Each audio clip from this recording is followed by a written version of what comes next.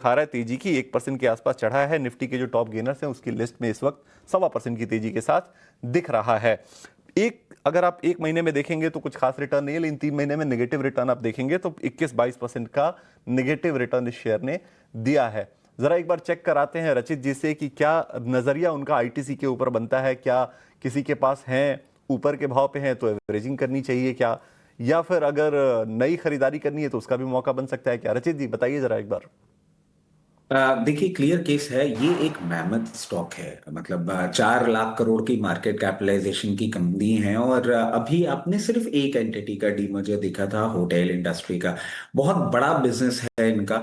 और बहुत सारी एंटिटीज हैं जो, मतलब इसको भी आप एक कॉन्ग्लोमरेट की तरह ले सकते हैं। एग्री बिजनेस हो गया, पेपर बोर्ड बिजनेस हो गया, होटल अभी डीमर्ज हुआ है, उसके साथ साथ एफएमसीजी है ही। और जिस तरीके से इनका सिगरेट बिजनेस है, थोड़ा सा जो आपने करेक्शन देखा, बहुत ज्यादा ओवरहाइड रिएक्शन था सिगरेट स्पेस में जो प्राइस हाइक हुआ था। प्रैक्टिकली ये जो एक प्रोडक्ट है, ये प्राइस हाइक से आपको 1 क्वार्टर तक अंडर परफॉर्म करता हुआ दिखा सकता है, बट हर चीज का फिर एक क्वेश्चन हो जाता है।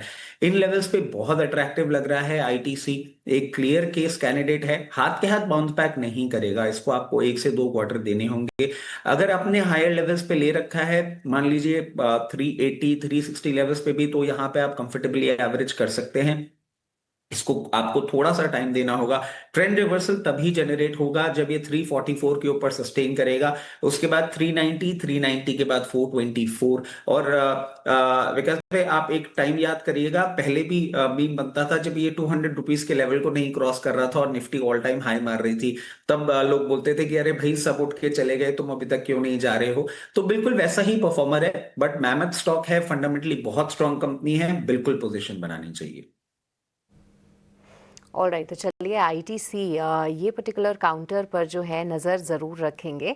बट इस बीच देखिए, इन्फोसिस से जुड़ी एक बड़ी अनाउंसमेंट कि एंथ्रोपिक के साथ जो है उन्होंने अब करार कर दिया है।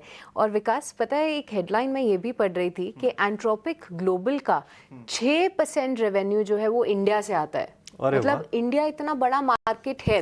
तो मेरे दिमाग में ये थॉट आया कि अगर एंथ्रोपिक इस तरीके से कामकाज इंडिया में ऑलरेडी कर रहा है और इंडिया आईटी सेक्टर के लिए इतना माना जाता है,